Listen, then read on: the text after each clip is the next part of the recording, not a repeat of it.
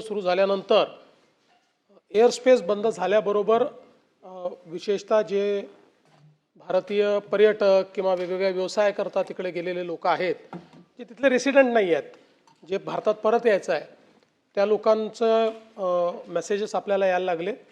आपण तात्काळ केंद्र सरकारच्या जी परराष्ट्र मंत्रालय आहे त्याच्याशी संपर्क केला.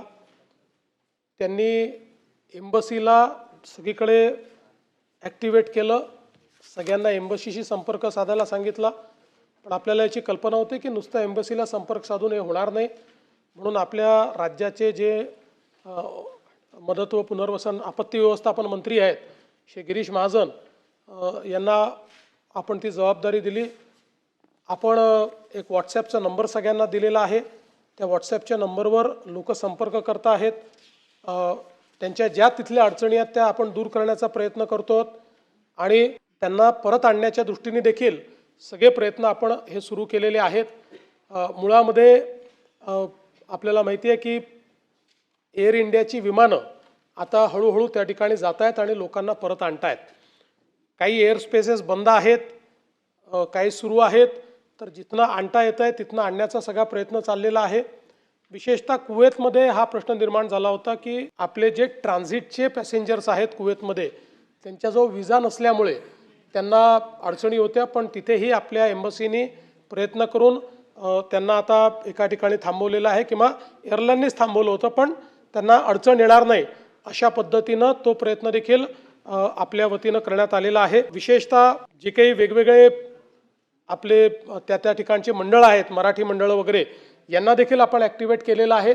त्यांच्याही माध्यमातनं जे काही आपले तिथले लोक आहेत त्यांना आपण मदत करतो आहे, त्यांच्याशी संपर्कात आहोत. व्हिडिओच्या कॉलच्या माध्यमातनं स्वतः गिरीश महाजन त्यातल्या अनेक लोकांशी बोललेले आहेत आणि त्यांच्याशी चर्चा देखील केलेली आहे. आपल्या इथे आपले जे चीफ ऑफ प्रोटोकॉल आहेत श्री गावंडे, त्यांना देखील आपण ही जबाबदारी दिली होती, कारण ते फॉरेन सर्व्हिसचे ऑफिसर आहेत. त्यांनी त्या ठिकाणी विशेषतः आपल्या एम्बसीची बैठक घेऊन आणि ज्या काही SOPs आहेत त्या SOPs तिथले जे आपले नागरिक आहेत त्यांना त्या दिलेल्या आहेत. त्या आपल्या माझ्या ट्विटरवरनं माझ्या Xवरनं मी त्या पोस्ट केलेल्या आहेत, त्या आपण पाहू शकता. दोनदा आपण सगळ्या पद्धतीनं काय काय लोकांनी करायचं आहे किंवा काय करू नये या गोष्टी देखील त्यांच्यापर्यंत पोचवलेल्या आहेत. आणि आपण जे सांगितलं ते देखील सत्य आहे की आमचे उपमुख्यमंत्री यांनी या ठिकाणी स्वतः त्यांच्या पक्षाच्या वतीनं ती व्यवस्था केली होती आणि लोकांना त्यांनी त्या ठिकाणून परत आणणं ही अतिशय स्तुत्य अशा प्रकारचं हा उपक्रम आहे. राज्य सरकारने केंद्र सरकारशी चर्चा करून ही भूमिका मांडली होती की राज्य सरकार जे काही महाराष्ट्रातले लोक तिथे आहेत त्यांना आणण्याकरता व्यवस्था करू इच्छिते, परंतु केंद्र सरकारने त्या संदर्भात हे सांगितलं आहे की सगळी राज्य अशी प्रयत्न करतील तर त्या ठिकाणी किऑस तयार होईल. आणि आत्ता एअर स्पेस सुरक्षित नाही आहे, त्यामुळे स्टेट कॅरियर्स जे आहेत भारताचे तेच त्या संदर्भातली जी वाहतूक आहे ती सुरक्षिततेनं करू शकतील आणि म्हणून तशा प्रकारची व्यवस्था आम्ही करतो आहोत. त्यांनी हे देखील सांगितलं की काही ज्या एअरलाईन्स आहेत त्या एअरलाईन्सची आता काही विमानं उपलब्ध होत आहेत, काही विमानं आपले एअर इंडियाची त्या ठिकाणी जात आहेत. त्यामुळे ती जी काही इव्हॅक्युएशनची प्रोसेस आहे ती केंद्र सरकारच्या अखत्यारीतच त्या ठिकाणी झाली पाहिजे. अन्यथा म्हणजे समजा असुरक्षित एअरस्पेसमध्ये एखादं विमान गेलं तर आपल्याला समजू शकतो आपण की त्या ठिकाणी काय होऊ शकतं. आणि म्हणून त्यांनी राज्य सरकारला हे ॲडवाईस केलं आहे की तुम्ही जे काय आहे ते हे केंद्र सरकारला करू द्या, हे राज्य सरकारने करू नये.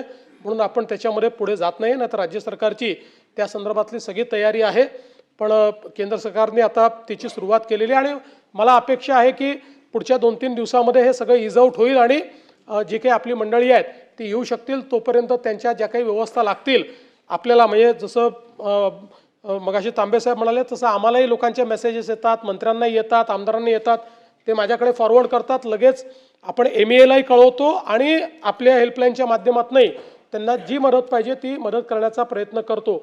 आपले आमदार मिहीर कोटेचा जे आहेत त्यांनी देखील दुबईमध्ये त्यांच्या ओळखीतले लोकांच्या माध्यमातून त्या ठिकाणी एक सगळ्यांकरता जेवणाची व्यवस्था 2 वेळची ही त्यांनी सुरू केलेली आहे. म्हणजे ज्यांचे, कारण काही लोक असेही असतील की पैसे कमी आहेत किंवा कमी पैसे घेऊन गेले होते तर त्यांच्याकरता ती व्यवस्था देखील त्यांनी केली आहे, तिथे ती पब्लिसाइज केली आहे, तिथे लोक जाऊन जेवण देखील करतायत. त्यामुळे वेगवेगळ्या पद्धतीनं ही मदत करण्याचा आपला प्रयत्न आहे. मी एवढंच सांगतो की गेल्या जर आपण 5-10 वर्षातला अनुभव बघितला असेल तर परदेशातले भारतीय जे आहेत, स्टुडंट्स आहेत, पर्यटक आहेत, यांच्याबद्दल माननीय प्रधानमंत्री मोदीजींचं सरकार अत्यंत सेन्सिटिव्ह आहे आणि अतिशय विपरीत परिस्थितीतनं देखील लोकांना परत आणण्याचं काम त्यांनी केलं आहे.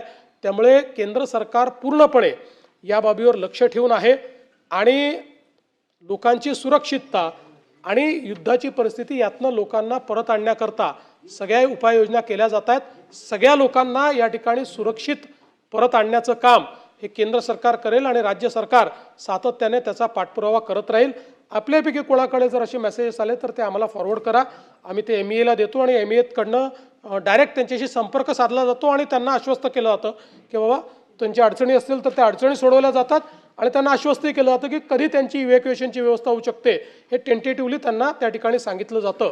त्यामुळे या सगळ्या परिस्थितीमध्ये या सभागृहाच्या माध्यमातूनही परदेशात अडकलेले जे काही आपले लोक आहेत त्या सगळ्यांना पूर्ण सुरक्षिततेतून आपण परत आणू हा विश्वास मी देऊ इच्छितो.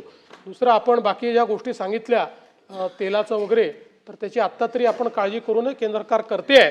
आजच सकाळी देशाच्या मंत्र्यांनी सांगितलं आहे की जवळपास 2 महिन्याचा स्टॉक हा भारताकडे आहे, त्याच्यामुळे लगेच काही किमती वाढतील वगैरे नाही. पण एक मुद्दा जो शशिकांतजी आपण मांडला तो महत्त्वाचा आहे की आता जो काही आपला माल परदेशात एक्सपोर्ट होत होता, शेतमाल, तो अडकल्याचं त्या ठिकाणी सगळ्या बातम्या येऊन राहिल्या आहेत. मी स्वतःही त्या बातम्या बघितल्या. त्यात काय इंटरव्हेन्शन करता येईल जरूर याचा विचार आपण करू.